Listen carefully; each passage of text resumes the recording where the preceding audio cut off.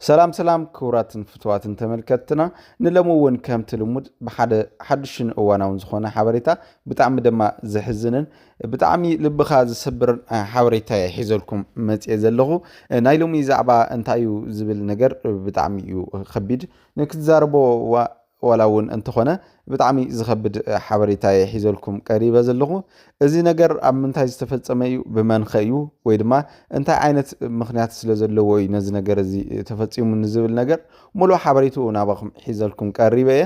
ብፍላይ ድማ ነዚ ቪድዮ ላይክ እንዳገበርኩም ነዚ ቻነል ሳብስክራይብ ድማ እንዳገበርኩም ንከዓቢ ምእንታን ጽጽይ ሓበሪታው ናባኹም ከቀርብ ምትበባኹም ደገፍኩም አይፈለይን ክብል ይደሊ በዚ አቢለ ድማ እቲ ሓደጋ አጋጥሙ አሎ ማለት እዩ ብፍላይ ብዙሓት ሰባት ህይወቶም ክቅይሩ ብዙሕ ነገር እንዳገበሩ እንዳጻዓሩ ዝመጹ ህዋትና ኣብ ዘይተሓሰበ ኹነታት ኣብ ዘይተሓሰበ ኣዘቕቲ ኣትዮም ምራይ ብጣዕሚ ከቢድ ኮይኑ ዘሎ እዚኦም ኣብ ምንታይ ንዝብል ቦታ ብፍላይ ብዙሓት ሰባት እንዳጠየቁ ነይሮም ኣብ ኮመንት ኣብቲ ዝረኣኽዎ ማለት እዩ እዚ ድማ ዝኾነሉ ኣብ ሊብያ እዩ ማለት እዩ ኣብ ገምገም ባሕሪ ሊብያ ብዙሓት ጃልባታት ናብ ኣውሮፓ ንክሸግራን ናብ ዕራብን ዝሸግራሉ ቦታ እዩ ብፍላይ ድማ ዝስደቱ ኤርትራውያን ኢትዮጵያውያን በበዝሒ ብሊብያ ቢሎም እዮም ዝኸዱ ማለት እዩ እና ክቡራት ተኸታተልቲ እዚ ሓደጋ ገጢሙ ዘሎ ሓደጋ ጀልባ እዩ ማለት እዩ ብጀልባ ኣስታት 51 ሰባት ህይወቶም ከም ዝሓለፉ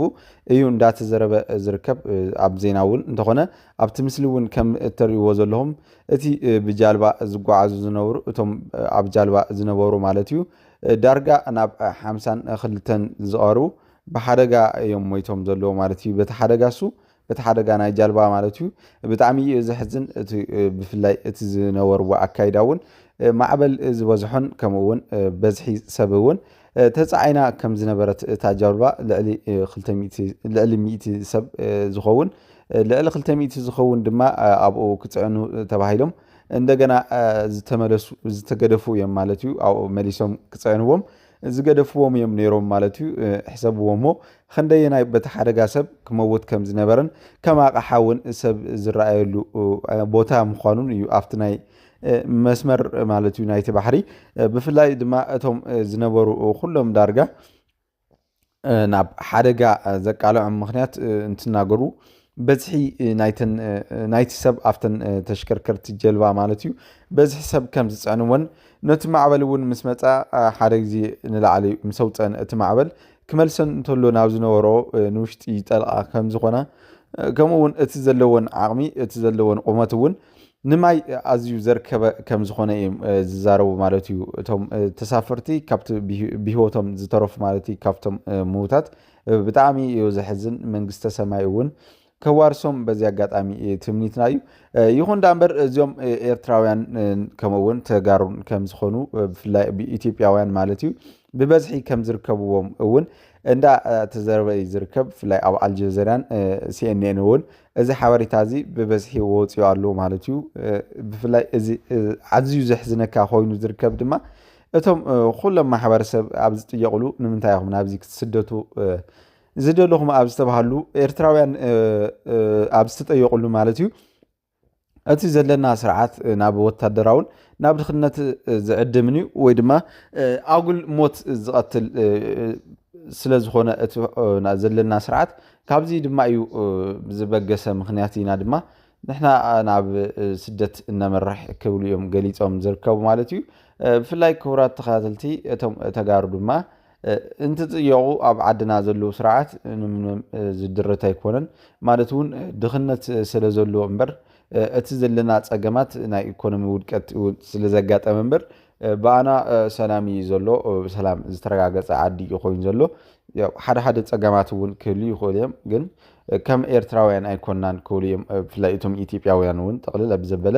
ኣብ ዝተፈላለዩ ቦታ ዝነበሩ እቶም ኢትዮጵያውያን እቲ ዘሎ ናይ ኢኮኖሚ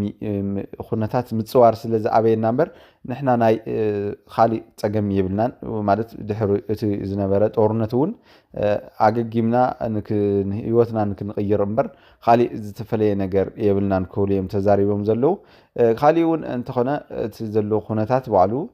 ህይወትና ንምቅያር ኣዴታትና ኣብ ቅድሚ ዓይንና ብጥሜት ክረግፋ እንሪአሉ ሰዓት ኣይኽእለናን ኢሉ እምበር ነዚ ምርጫ እዚ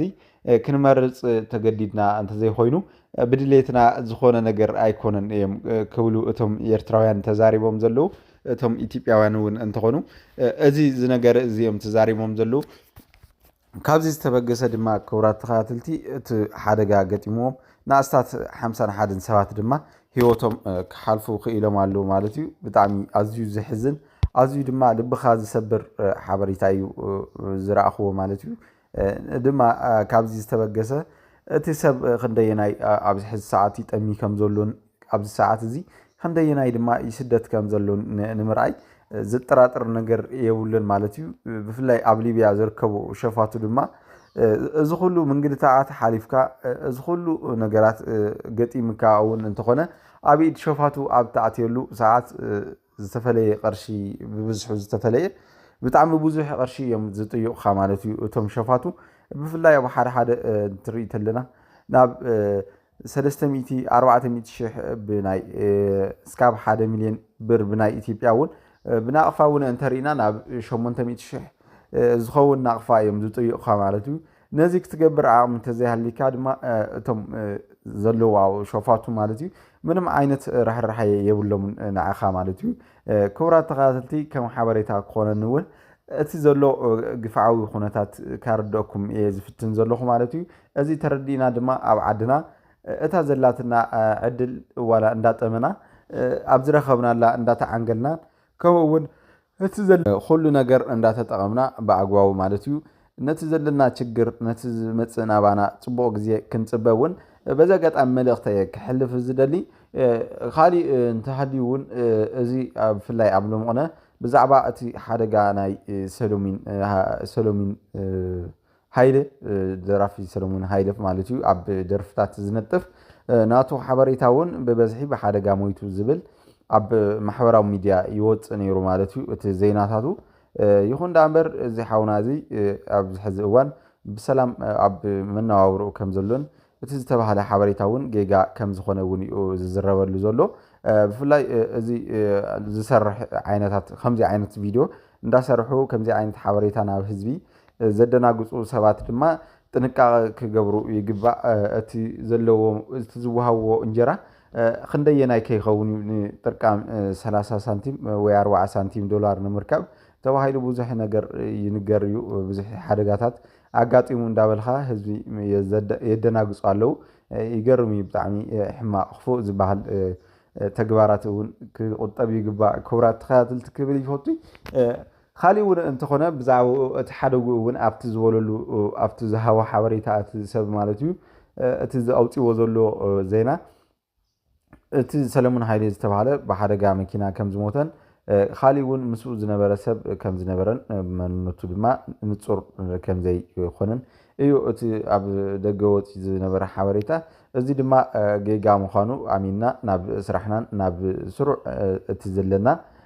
ስነ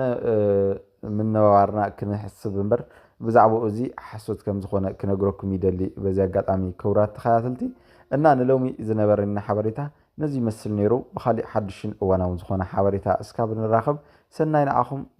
ፅቡቕ ንዓኹም እንዳተመነኹ ቻው ደሓንኩም